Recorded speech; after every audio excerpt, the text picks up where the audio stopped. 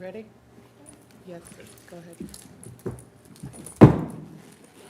Call to order the Planning Commission meeting for August 10th, 2022. Everyone please rise. Mr. Wester is going to lead us in a Pledge of Allegiance. I pledge allegiance to the flag of the United States of America and to the republic for which it stands, one nation, under God, indivisible, with liberty and justice for all.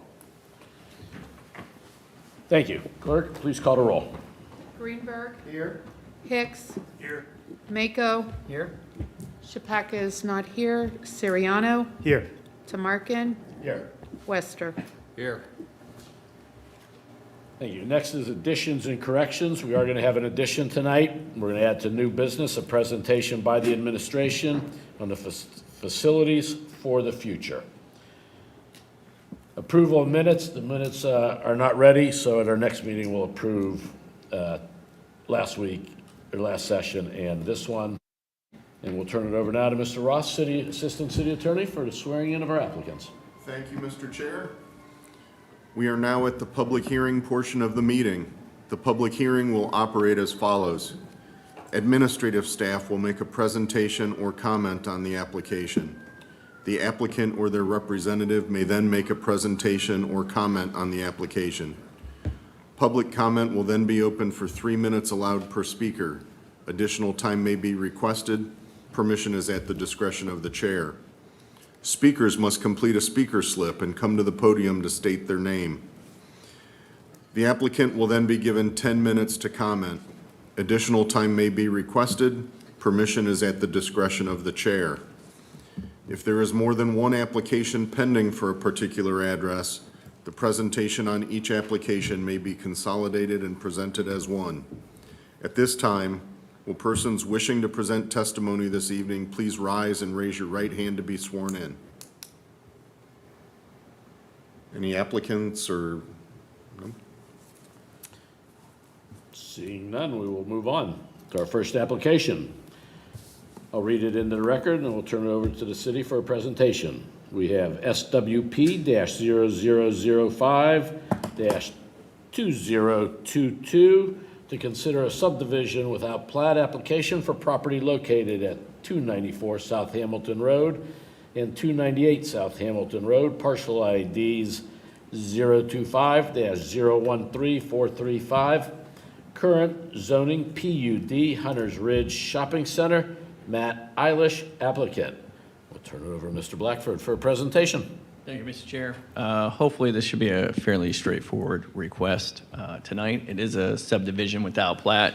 Before anyone says anything, this is an application process that we've talked about in the past, being probably more appropriately done as an administrative process. Staff is working on some code changes here in the near future. Hopefully you'll see to have that change. But on your screens right now is the location and zoning map. As you said, Mr. Chair, it is Zone PUD, Plan Unit Development.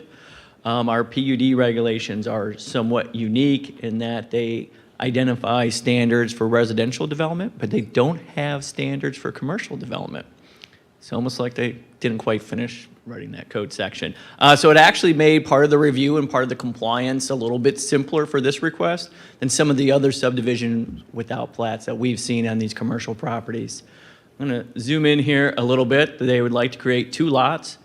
Lot A would be Taco Bell that you see there on the screen, the approximate location, just over 1 acre. Lot B, that is the McDonald's parcel. So they'd be creating a couple of out parcels. If I go back to the earlier map, you can see that there's a number of out parcels already created in this area, that Hunters Ridge Center. This is where the bank and Tim Hortons. Then to the north on separate parcels, you have, what is this? I'm drawing a blank on what 260 is. That's got to be Burger King, and then Speedway, and then you have the urgent care facility. Looking at those, the smallest of those lots is just about 2/3 of an acre. The largest one is about just about an acre and a quarter. So the lot sizes proposed, there are no minimums within the zoning classification. There's also no minimum setbacks. What staff does look at for this request is to make sure that minimum parking standards are met, access, signage, things of that nature are met. And in this case, all those items are met. Yay, that makes the review a little bit easier, makes the approval process a little bit simpler. No variances are requested. Here is their site plan. I apologize, I had to orient the top of the screen is not north, but that's west. That would be Hamilton Road. And again, proposed Lot B is McDonald's. On the right-hand side of the screen, that is the Taco Bell. The sites are going to function exactly the same as they do today if this gets approved. It will not affect parking, circulation, access, anything of that nature. Approval criteria for subdivision without plat. Lots abutting right-of-way. Yes, both these parcels do abut right-of-way in North Hamilton Road. No extension, widening or openings of roads. No more than 5 lots. This would be the first lot split of this particular parcel. So it meets that requirement, and it's not contrary to any subdivision regulations. If it was, there would be a companion variance request. Staff does recommend approval. Again, it meets all the code requirements, and it is a similar lot size and configuration to some of those other out parcels we just briefly looked at. I will say that the applicant is an out-of-state applicant. I think the representative was from Cincinnati, and if there's no one here, I'd be more than happy to try to answer any questions you all may have. Thank you very much. Appreciate it. Thank you, Mr. Blackford. Just check one more time, is the applicant here to speak? Anyone from the public like to comment? We'll close the public portion of the meeting and turn it over to the commission for questions. Any questions? Mr. Hicks. Thank you, Mr. Chair.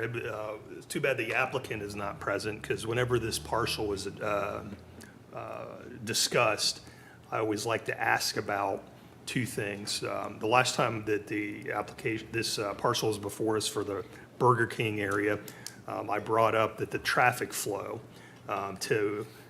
in between the Kroger and the Taco Bell is a problem. It's not striped, and it's very confusing for the customers of Taco Bell, the fuel station, and Burger King, and Kroger as to where the traffic flow should be. So I guess for the record, I just wanted to state that if the applicant does read these comments or review the video, if they could consider that traffic flow between these parcels that are going to be created and Kroger. The second thing is the southeast corner of this shopping center has an exit onto Morrison Road. The owner should consider making that a right-in, right-out. There is just to the west, there's a right-in, right-out, and also the Huntington building, which is on the corner, is a right-in, right-out. The southeast corner, currently you can turn left into it from Morrison Road. You can turn left out of it on the Morrison Road, and that creates a traffic issue as well. So for the record, I just wanted to bring those 2 things up in case the applicant does review these proceedings, but there's no question to the administration on it. Thank you. Any additional questions? One I have, I think it was on the Burger King. There was an agreement that there would be no restrictions on these divided parcels. They would have, and you kind of touched on it, Mr. Blackford, they would have free access to the other parcels, free access to the Kroger lot, no changes, no restrictions. But my understanding was the last time that was in writing. Any idea if that will, because there's a chance, my guess is one of the reasons they're doing this is a chance they could sell off a parcel. So it is separate ownership now than maybe the Kroger or the whole plaza. I believe that is the reason behind this would be to sell off these parcels. I know that I didn't have direct conversations with the applicant or their team, but I want to say that I saw an email or had a discussion with staff, and there was an agreement or there was something in regards to parking and access and how that's not changing with this lot split. So like their internal agreements between, I'll just make it up and say Kroger's and Taco Bell, for if there's any shared parking or access, and that nothing is changing in that sense. So I believe there are some types of agreements, not agreements that we would need to have per se, but I remember seeing some type of discussion where that wasn't going to change. And I would hope it's not going to change now nor in the future. Any other questions? Do I have a motion? Yes, Mr. Chair, I make a motion to approve a subdivision without plat application SWP 0005-2022. I have a motion by Mr. Greenberg. Do I have a second? Second by Hicks. Second by Mr. Hicks. Any discussion? Seeing none, clerk, please call the roll. Greenberg, Yes. Hicks, Yes. Siriano, Yes. Tamarkin, Yes. Wester, Yes. Mako. Yes. Motion carries. All right, that is the conclusion of the applications. We'll now move on to unfinished business. We have none. New business, which is what we added on the additions. We're going to have a presentation on facilities of the future. Kevin is our presenter. Actually, I'm going to start, Mr. Chair, with your permission. Permission granted. Thank you Then very much. Mary's gonna start. And thank you very much for the amendment to the agenda tonight to allow us to do this presentation for you. We're here tonight basically for two reasons. Number one, as Planning Commission members, you are representatives of the city. You're volunteering your time to serve on Planning Commission. You are valued stakeholders in the community, and we want to make sure that you are informed and up to speed on what we have been working on. If you have not otherwise had an opportunity to watch a town hall or watch one of the many council meetings where this has been discussed. Second, the project that we're about to discuss, if a decision is made by council to proceed with this project, there are portions of this project that will eventually come before a Planning Commission. We value your input. We value your experience. We want to hear your opinions on this. So consider this, it's not really a workshop. It's an information shop. How's that? Info shop to really kind of share with you what we've been working on, how we got to where we are today on what we're going to talk about. And what we're going to talk about is, as the title suggests, facilities for the future. So over the last 2 years, the administration has been doing an evaluation of our city facilities as part of the development of a long-term capital improvement plan. I think that's something I have shared with you all that we have been working on. City facilities have long been identified as being inadequate to meet the operational needs in terms of delivery of services. That dates back as far as 2006 when a facilities assessment was done. And at that time identified that the city was more than 100,000 square feet shy of the space we needed to meet operational needs then, back in 2006. A second assessment was done about 11 years later, started in 2017, concluded in 2021. First phase of that assessment began in 2017. It was underway, but it had not been completed when I took office. We completed that. We did a presentation to council in October of 2021. That assessment reaffirmed, obviously, the operational space deficiencies that we had. Also rated our facilities based on 27 different criteria and rated all of the city facilities, including police headquarters and city hall, as fair to poor, again, based on 27 different criteria. That presentation was made to council in October of 21. Following that, we did a series of public workshops, I think 4 of them, with city council in the first quarter of this year, where we went into detail on what those assessments showed, what the conditions of the facilities were, and it was really intended to start a discussion on where do we go from here. Back when issue 12 was being discussed and before it was voted upon, the city discussed at length the years of deferred maintenance that we had to deal with. A long list of projects of issues in the city that had just not been dealt with. Facilities was specifically discussed as one of those things. Obviously, issue 12 was passed. So how do we roll all of the needs in the community into this long-term capital improvement plan?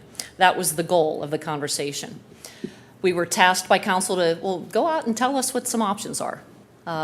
Where could we build a new police headquarters? How do we deal with an operations complex? What options are there for City Hall? Do we renovate this? What do we do? As we were exploring those options, we'll hear the phrase, and it's becoming a favorite phrase around here we're starting to banter about, but it was a golden opportunity that just presented itself. When we did a town hall, which I'll mention again in another minute, I talked about when I would go shopping sometimes. You shop, I go to DSW, I'm looking for shoes for a special occasion, I can't find a thing. But when I go in and I'm just browsing, I find 10 pairs of shoes I was never looking for and I walk out. That's pretty much what happened with this building. We were not looking for it. The building is 825 Tech Center Drive. And we literally came upon it one day. Actually, Mr. Schultz, who's with me, and my administrative assistant, Becky Whittington, we were in the car driving up to Franklin Peak. We were preparing for State of the City, where we held that. And as we were driving up the hill, caught sight of the building with this huge building sitting with an empty parking lot and went, what is that? We should probably take a look at that. It's a 100,000 square foot Class A office space that is sitting vacant thanks to COVID-19. If we had sat and designed a building that met the needs that we had in the city, it would look like 825 Tech Center Drive.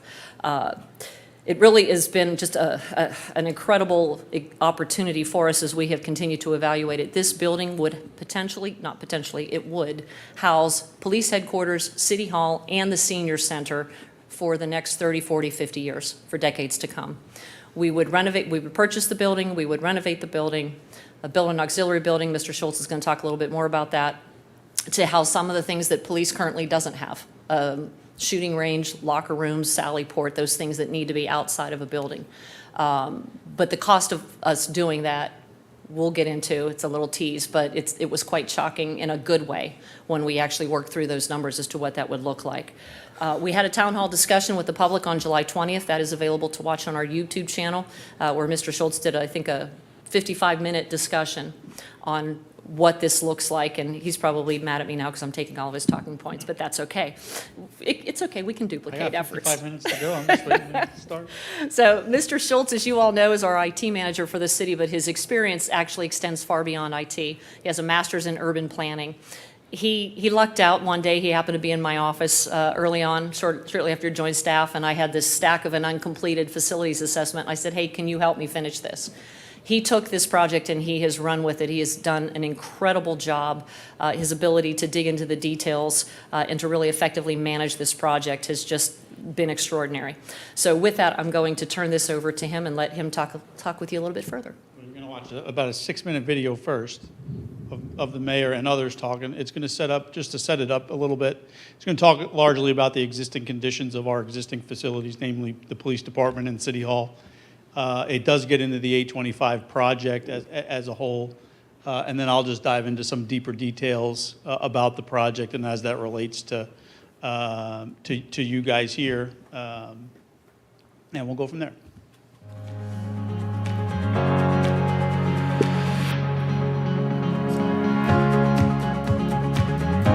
Sometimes when you least expect it, a golden opportunity presents itself.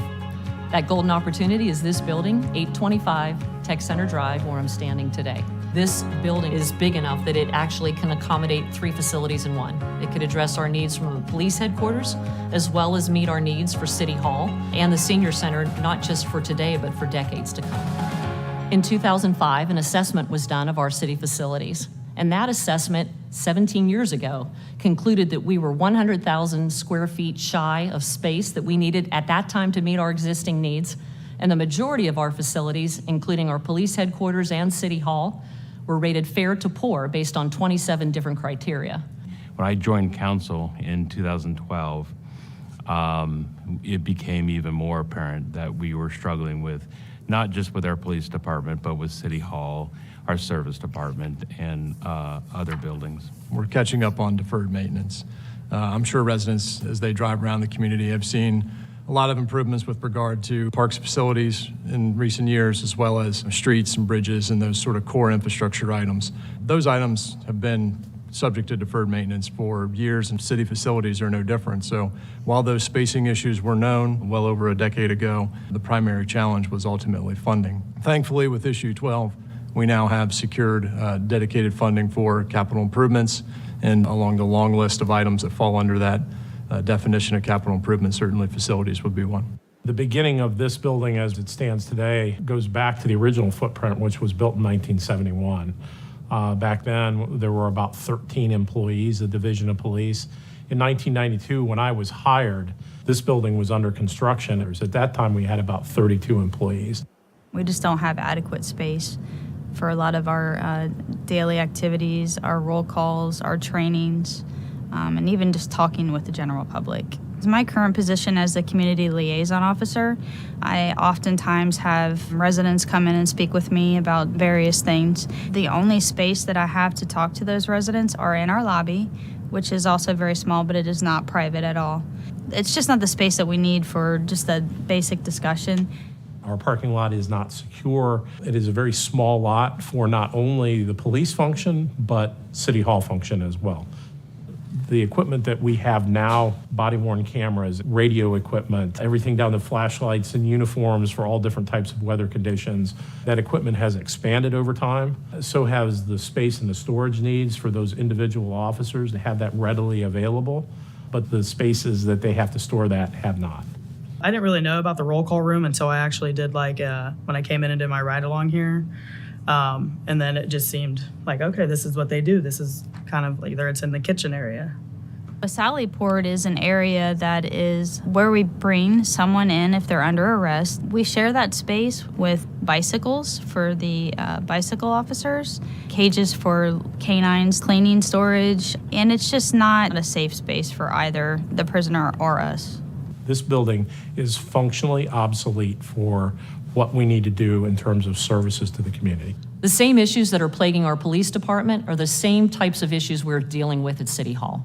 A lack of storage space, lack of workspace for our employees, and concerns for both security and privacy. So we have multiple personnel that do not have the required space in order to effectively do their job.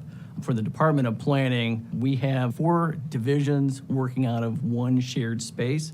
Court is in the back of the building, so anyone who comes in to the building to come to court is going to go past the water department. They're going to go past the service department. They are going to walk past citizens who are here to go to Parks and Rec and maybe rent a facility, something like that. One of our prosecutors has to sit in an open hallway.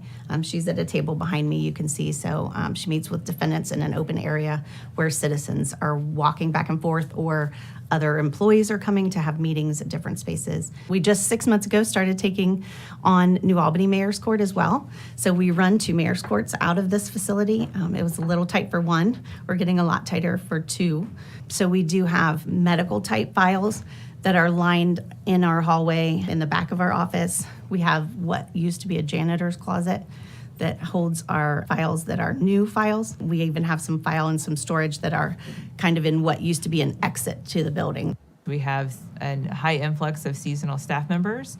The only location that they can work out of is City Hall. So in the summer season, it's not infrequent to come into this office and see 11 people working out of a space that's appropriate for 6 cubicles. Current workspace is about a 4-foot by 4-foot cubicle.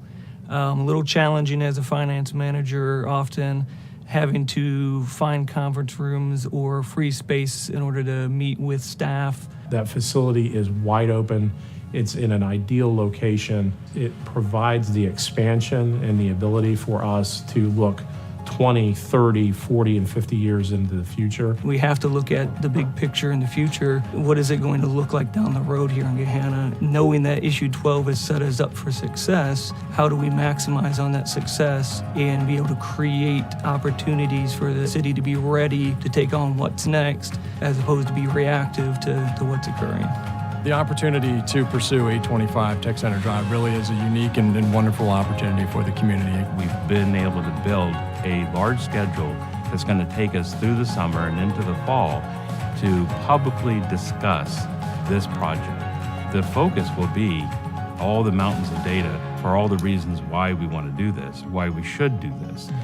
But the other part of the question is, if we don't do this, if not this, then what?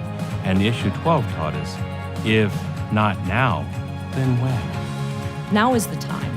If we had sat down and sketched out a building that would meet our needs both today and tomorrow, it would look like 825 Tech Center Drive. But not only does it set us up for success for decades to come in meeting our needs, but it does so in a way that would save the taxpayers tens of millions of dollars for years to come. This truly is a golden opportunity for Gahanna.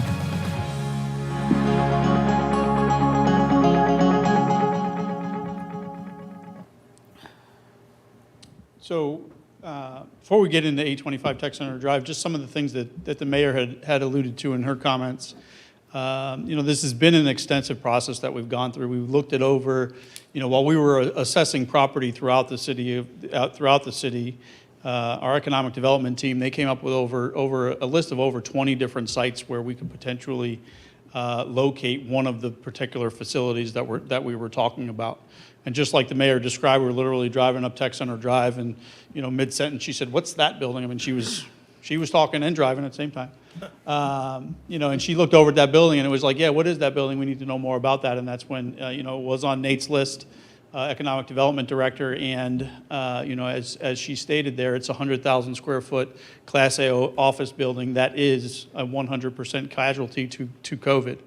It used to have 2 tenants in it. It used to have AEP on the first and third floor, and a medical technical call center type business on the second floor. When we first visited the building, our initial we weren't sure what our initial impression would be, because we had been to several other office buildings throughout town here, and there were a variety of different characteristics. Could we see ourselves in some of those buildings? Absolutely. But when we walked into this particular building, it just became quite apparent that the way in which even the lobby is set up, and we'll see some internal pictures in a little bit here, it just was very conducive to a renovation type project where not only the police department could fit, City Hall could fit, but then also the senior center. So basically take this entire campus here and move it down to a facility like this. A couple of the reports that had been done in the past, namely completed in 2020, 2021 timeframe, was the space planning for the city. Each one of the facilities, each one of the departments was inventoried and assessed as to how much space do they need, right? So, with all that math that had been done, it fits rather well inside of this particular building, plus a couple of additional square feet that would need to be built on the exterior of the building. Sorry, I'm losing track of my slide here. Go to this one here. So this building, 825 Tech Center, was purchased in 2018 by the existing landowner for $11 million.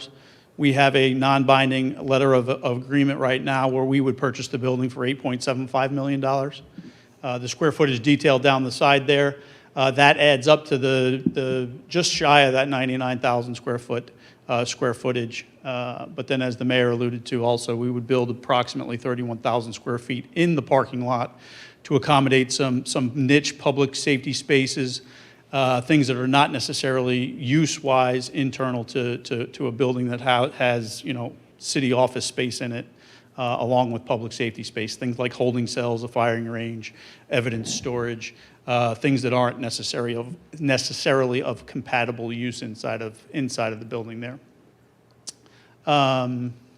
So this here is an overview of the site itself. It's outlined in blue.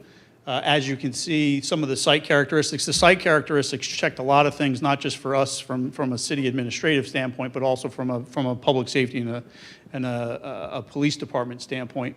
The example that I'll give you real quickly is just the one in the back, and you guys can quickly see that back parking lot is very, very easily secured. One of the biggest constraints that we have in our parking lot here is that all of those police cruisers are wide open to whether or not it's the high school student walking through the parking lot or somebody maybe at 3 o'clock in the morning that wants to do something, damaging to one of the cruisers. And or even our own vehicles, because there has been vandalism in broad daylight in that particular parking lot. The site has over just shy of 600 parking spaces, so we do feel that any expansion to the site, building-wise, will not consume a substantial number of parking spaces to the point where we need to accommodate for additional parking. The note on the screen there, that 3 acres of VRG vacant land to the south. That's obviously vacant land there that we could obviously have a conversation with the adjacent landowner in order to potentially acquire that property if expansion was necessary, whether that's today, right, or sometime into the future. A little harder to see are the yellow lines on the screen there, but those are that is the city-operated Gahanna fiber network.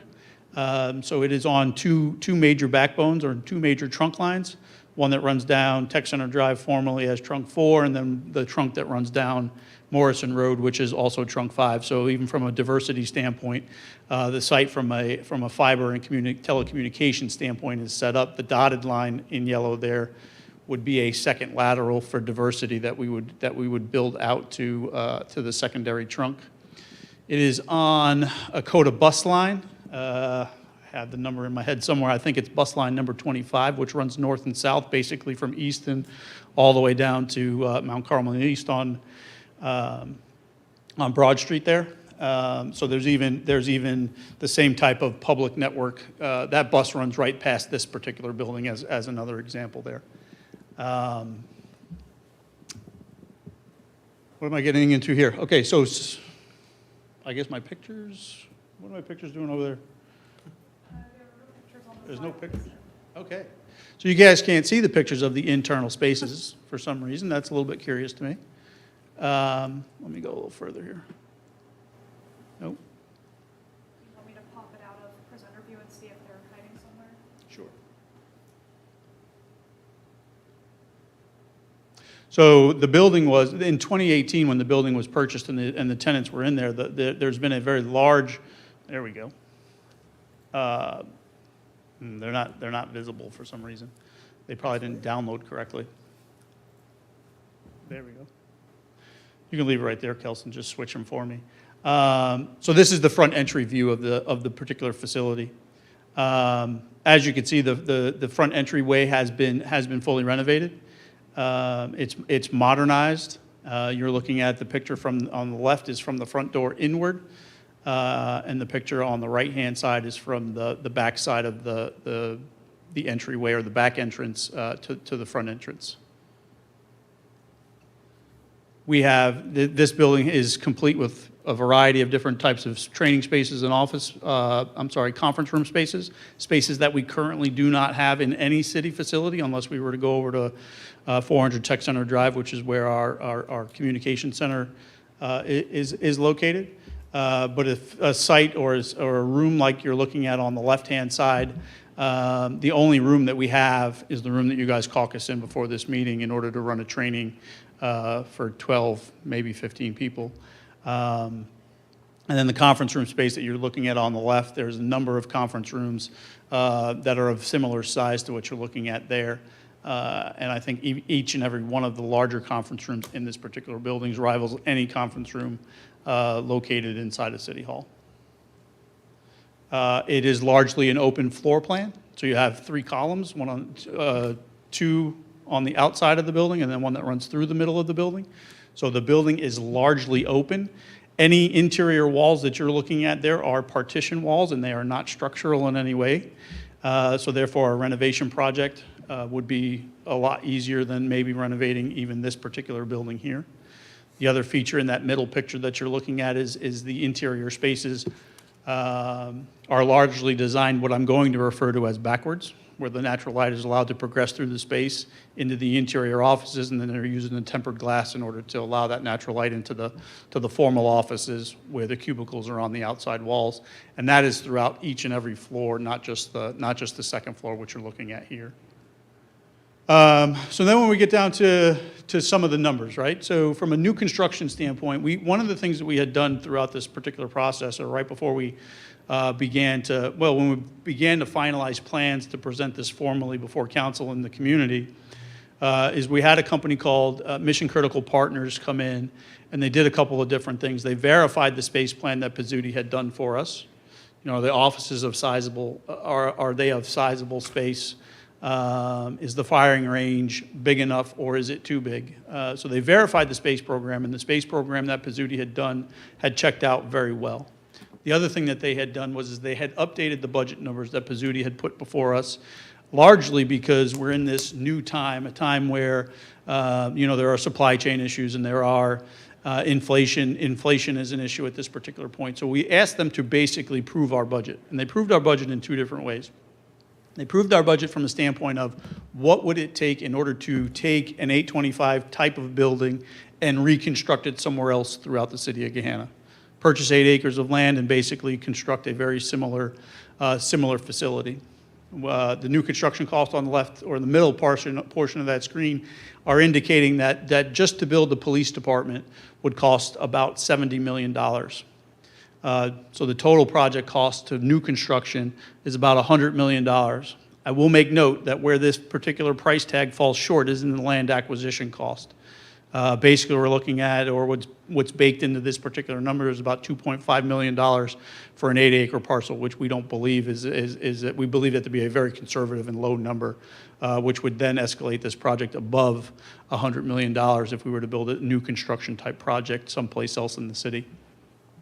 On the right-hand side of this particular slide, you're looking at the approved budget that MCP put before us as it relates to the 825 solution as coined by one Mr. Michael Blackford, sitting to my left here. That $60.9 million is a very well fleshed out budget, which includes design contingencies, construction contingencies, soft costs, overhead and profit are all inside of that $61 million estimate. Things like insurance are taken into consideration, hardened construction versus typical construction, which is one of the issues and challenges when you're dealing with a police facility, is it does need to be hardened. And that's the budget that we are currently working with, is that $61 million budget. Part of the assessment, it's not really an assessment, it's just the straight face test on that budget is that yes, it is deemed that a new construction of a police department would cost about $9 million extra dollars than just taking the 825 project, renovating it, building an extra 31,000 square feet in the parking lot, and then obviously bringing that particular project to fruition. These types of projects have been seen throughout the region. These types of projects have been seen right here in the city of Gahanna, where the Mifflin Township had purchased 400 West Johnstown. They turned that into their administration building, their fire services in that building, and our communication center and investigative unit function outside of that particular building. We've seen other projects like this done in Westerville. We've seen projects like this done in Dublin. So this is the norm. This isn't the exception in this particular instance. This is the norm. And as the mayor says in the video, and as the mayor said in her opening comments to you folks, this is the golden opportunity that just simply presented itself. City Hall is, probably arguably the third on the list of priorities when you take PD, the service complex into consideration.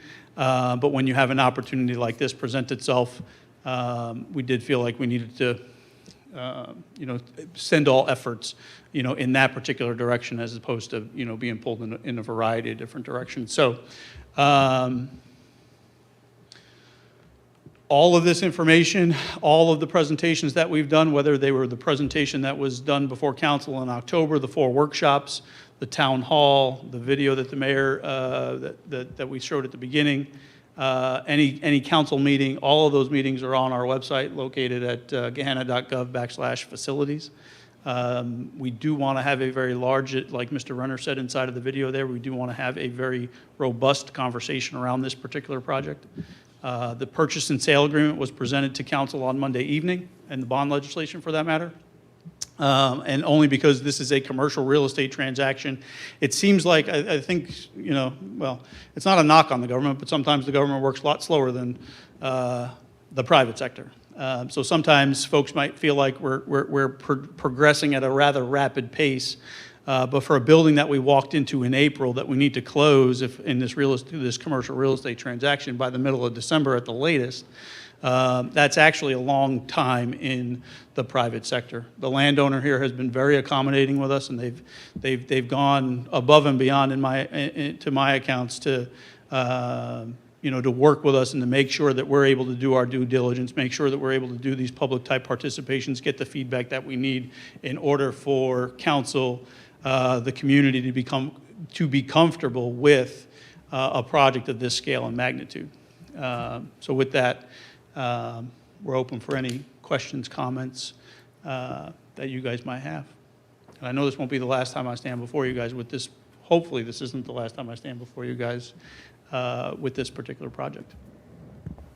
Thank you, Kevin, Mayor. Very thorough, exciting news. Questions? Mr. Hicks. Thank you, Mr. Chair. very exciting opportunity. Two questions that I know you've presented at the public interaction sessions, but if you wouldn't mind sharing estimated timeline, and then what are the potential uses of this facility in the future? I'll take the first one. I'll let the mayor take the second one, if you don't mind. So you're looking at about an 8 to 9 month design process, and then about another 12-month, potentially longer because of supply chain issue, construction projects. Where we would anticipate potentially moving in fourth quarter or early 2025 into a renovated and fully constructed facility like what was described. Then the second question. As for the second question, still being discussed. What we do know is we had an appraisal done we had one done in March of 2020, quite frankly, in the event that the schools were interested in this property. We updated that appraisal in June of this past year. The appraisal in June of 2022 said this property, this about 5 acres right here with the 3 buildings on it, the appraised value was $4.8 million. The appraiser also noted that if we had these 5 acres without the buildings on it, it would be more than double that. So that bears discussion with regard to our council as to what we would do with this. Obviously, that is, those are some significant dollars that could be used to offset the cost of this project as well. But that, we don't really want to get into any further analysis of that until we actually know whether or not this project is moving forward. As Mr. Schultz said, there is an aggressive timeline. It's being dictated because this is a commercial real estate transaction, as he said. Bond legislation and purchase agreement were presented Monday night. A projected vote would be September 6th in order to meet that timeline. If this ends up being approved on September 6th, then that would obviously be one of the next things that we would be addressing is what do we do with this? One thing that Mr. Schultz did not mention, and I do want to emphasize with this, because we have bond legislation that could be confusing for some folks. That does not mean that there's a levy coming. This will not involve any new taxes. I cannot say that enough or more strenuously. No new taxes for this. That was the purpose of issue 12. The bond legislation is required anytime there's an issuance of general obligation debt, which is what this would be. No new taxes would be associated with this project. Thank you. And then a couple comments, if you would allow me. Yeah. So I had the opportunity not too long ago to do a ride-along that one of the officers was describing in the video, and I experienced the roll call and the storage and even the Sally Port, if I'm saying that right, where we transported someone downtown that needed transport. So I got to see firsthand the issues that are being discussed in the video. You know, what a great use of our tax dollars. So as a councilman had said in the video, the infrastructure that we drive on and ride on, and then now the facilities, that's absolutely what I want my tax dollars to go towards. So 100% in support, and you know, kudos to the administration and kudos to council for supporting it. Speaking for myself on Planning Commission, I appreciate the heads up. Here's what might be coming before you in the not too distant future. So really looking forward to it, and when it does come before us, 100% in support. Thank you, sir. Thank you. Mr. Mago. Yes, Mr. Chair, thank you. Just a couple of questions. Just want to make sure I had some figures written down correctly. So $11 million was the sale price in 2018? Correct. And then 8.75 is how much the purchase price with the city is? Okay. And then Mr. Hicks kind of stole my thunder because I also was questioning what was going to be, if this all comes to fruition, what happens with this facility. So again, I think this is a great opportunity, you know, saving the taxpayers' dollars. I'm all for that. And I think it's just a good use of resources. So again, exciting stuff. Thank you, sir. Yeah. I just, wanted to add, I super appreciate the presentation and the thoroughness that y'all have displayed, kind of looking at these sites and the facilities assessment. And you can see from, I was just going through that presentation, just all of the, vetting potential sites and things like that. It's pretty exhaustive.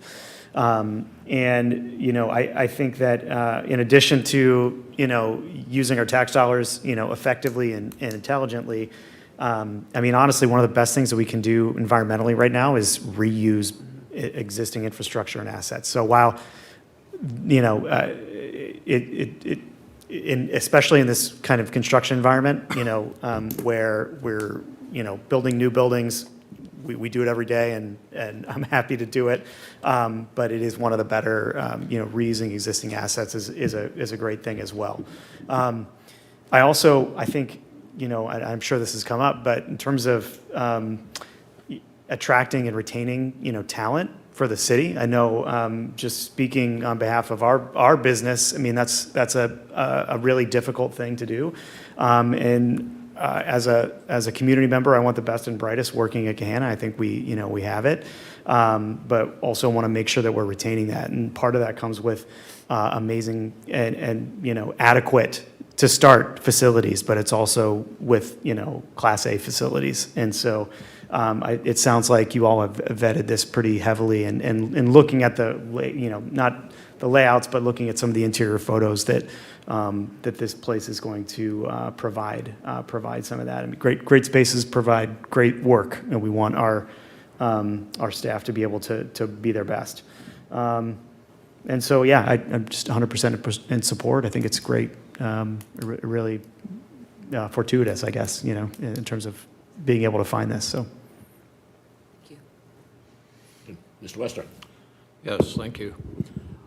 You mentioned a timeline of about 2.5 years. 18 months to 24 months. I would love to see that cash flow curve. Curbed? The Absolutely. cash flow curve? Yep. My question was, how's it going to be paid for? Issue 12 produced X number of dollars. I don't remember what it is.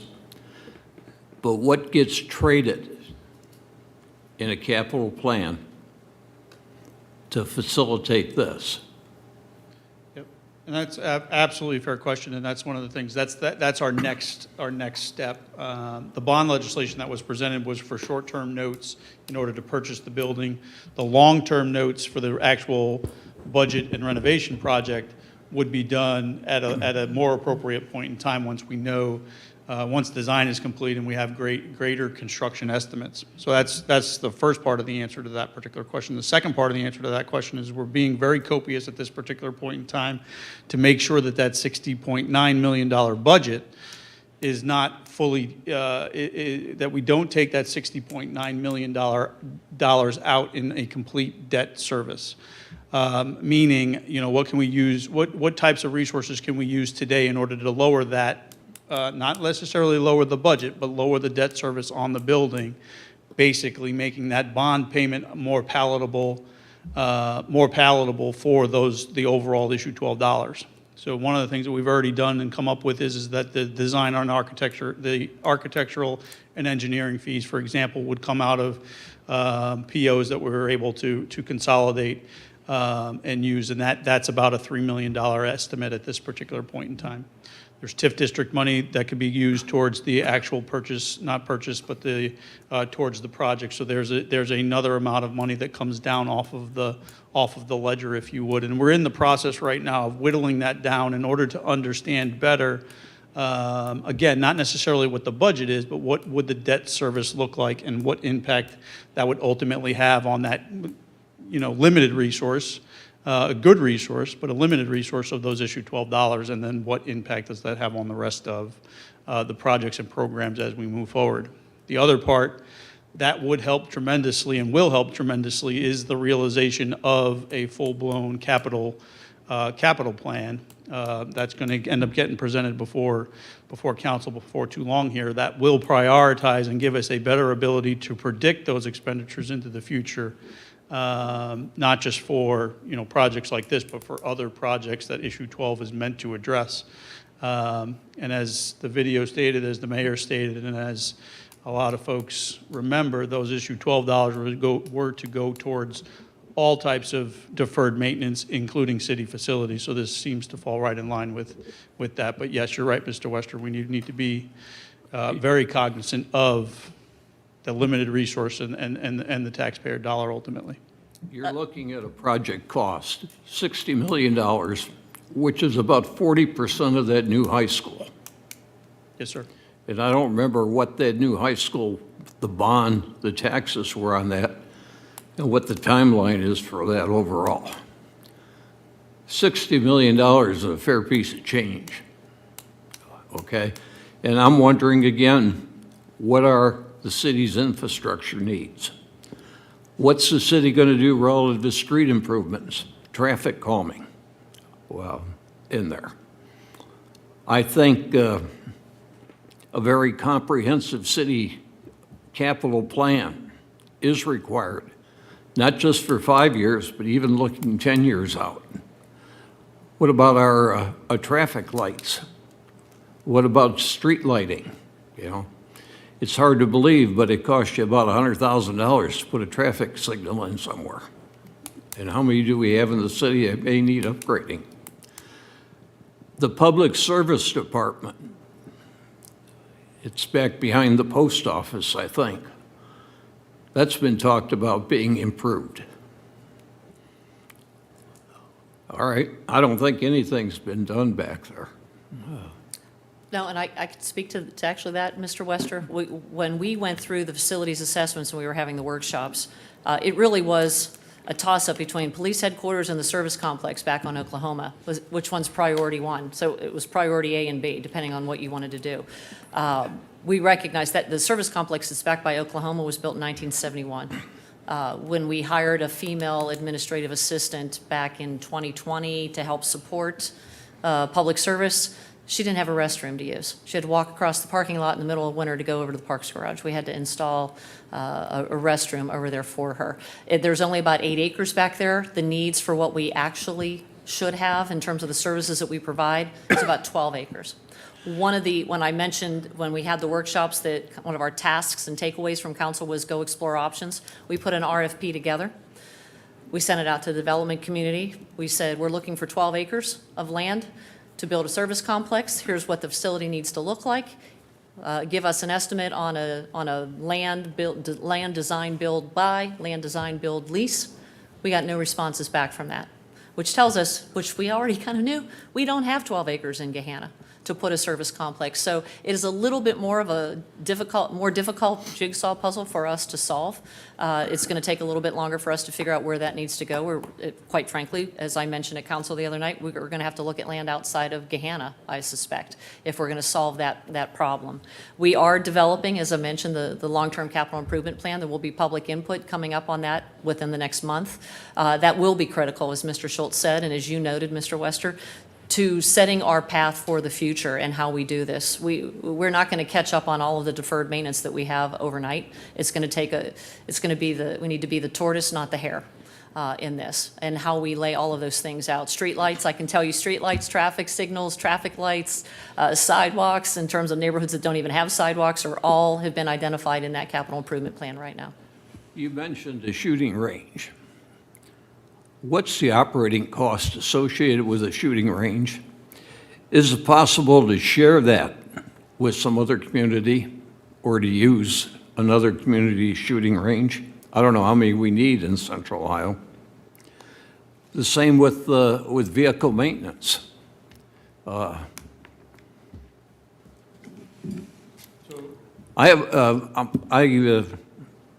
think the city needs to consolidate some of its operating and have some new facilities, okay?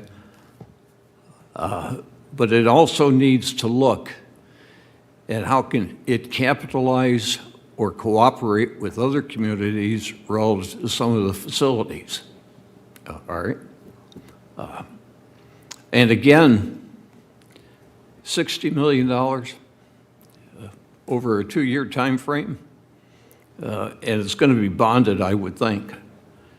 But what are we going to give up relative to the operation of the city? What's the trade-off or improvements to the city? Those are my comments.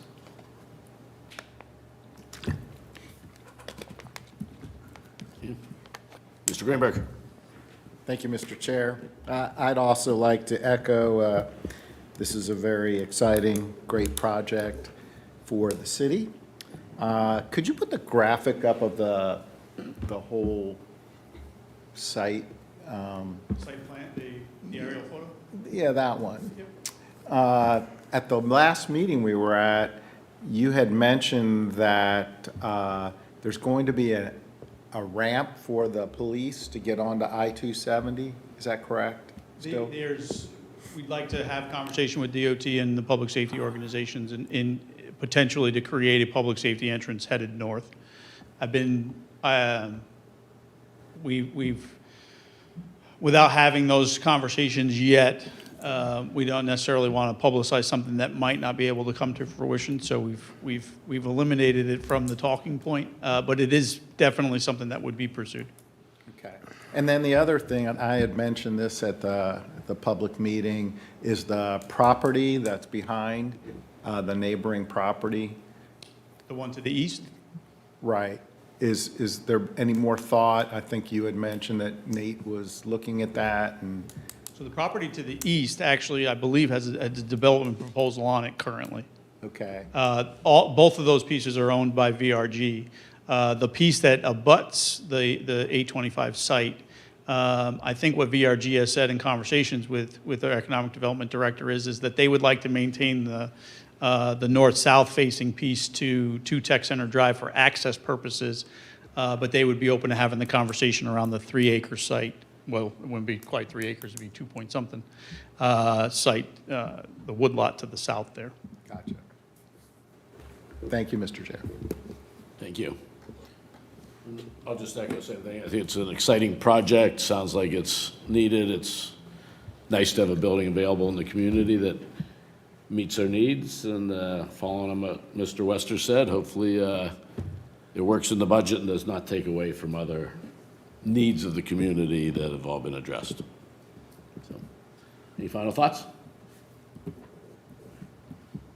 Thank you, guys. Mr. Schultz, thank you. Madam Mayor, thank you. And we look forward to future conversations and seeing some of it come in front of Planning Commission here, and hopefully you don't throw brownfield at us when the timing is right to hear it. All right, moving on to official reports. Mr. Roth. Nothing to report at this time, Mr. Chair. Director of Planning. Thank you, Mr. Chair.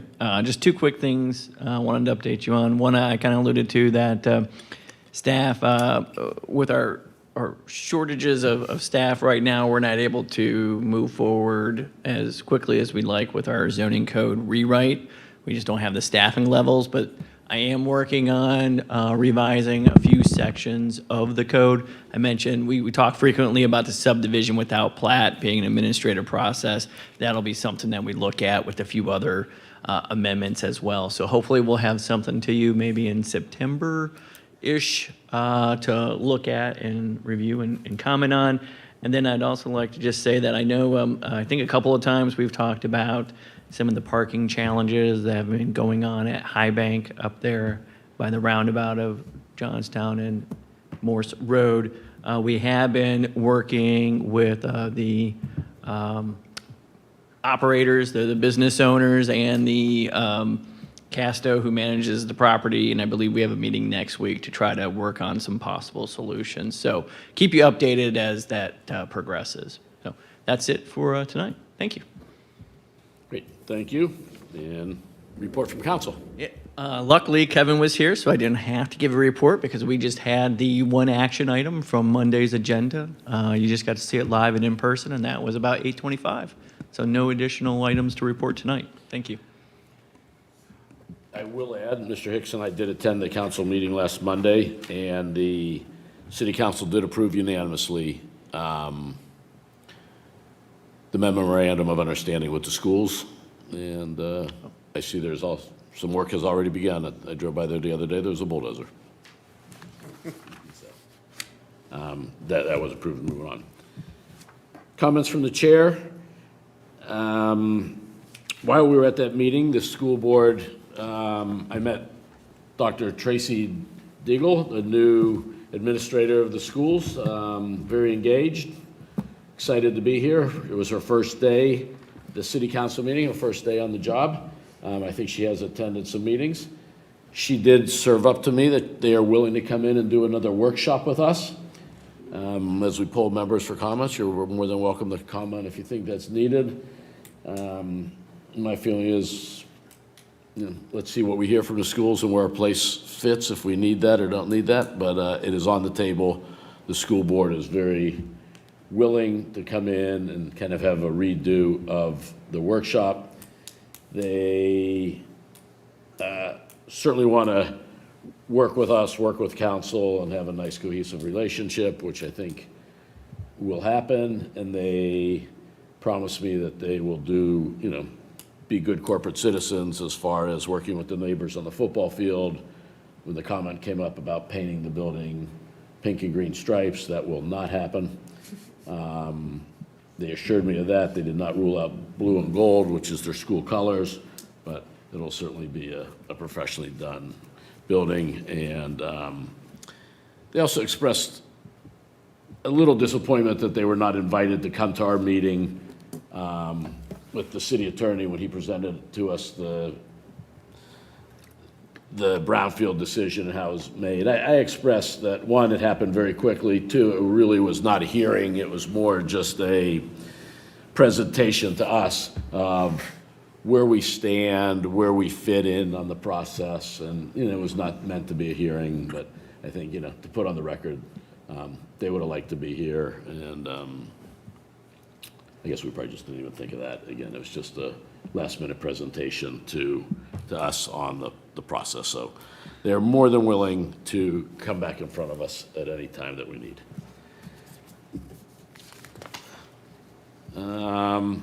Madam Mayor, any additional comments? Not this evening, but thank you. Okay. Correspondence and actions, we do have one. We entered into the record the letter that we got from Mr. Renner. I think we all read it. We will not go through it tonight, but again, feel free to comment when we poll members for comments. So that has been entered in as a correspondence. And with that, we'll poll the members. Any additional comments? Mr. Hicks. Thank you, Mr. Chair. Regarding one of the things you just spoke about, the attendance at our meeting for something that's not on the agenda. We used to have in our rules of procedure that, are there any comments from the public on matters that aren't on our agenda? We might want to consider that. And so if anybody from the public or from the school board or the school administration wants to visit and speak on the record, I think that they are very welcome to do so anytime. And again, we don't have that in our order anymore, but I think when I was chair, we used to say, is there anybody wishing to comment on a matter that's not on our agenda? Nobody ever did, but that would be an opportunity for somebody from the public or from another body in town to come and speak to us and have it on the record. So I would think that we would welcome that anytime. And notwithstanding any formalities, nobody has to wait on an invitation. So anybody would be welcome to attend, and their input would, I'm sure, be well received. There's still confusion around what happened a couple weeks ago. What does the memorandum of understanding do? What does it mean? I know when I am asked by members of the public, for the first, most people don't know about the memorandum of understanding, and they had no idea. And then there are questions of what does that mean? What does it do? There's still a lot of confusion, especially in some of the language of emails that are released. So for example, the night that we were at the council meeting and the council deliberated on the memorandum of understanding and passed it, as a parent of a student, I received an email from the school district that it must have been the minute after the vote was taken, but an update on building projects. Maybe some of you received the email as well. And in there it says, a recap of the collaboration between the city and the school district, And under the section, collaboration with the city, it says, because the city and the school district are governmental entities, the memorandum of understanding allows for an expedited permitting process and positions the district to quickly begin construction. That all sounds great. But the next phrase, while meeting all requirements of the project, that's not completely accurate. So again, I still think there's confusion about what this means, what it does. Nobody on Planning Commission opposes the construction of the new high school. Nobody opposes the process that's in place. The memorandum of understanding certainly agree that it's needed, it's necessary. But again, there is still confusion in the public about what this means and what the next steps are. So, and those are my comments. Thank you, Mr. Hicks. No additional comments. I will make one or two additional comments. First of all, I want to thank the city. It's nothing to do with the planning committee, but I'll thank the city for a nice turnout for Pelotonia this weekend.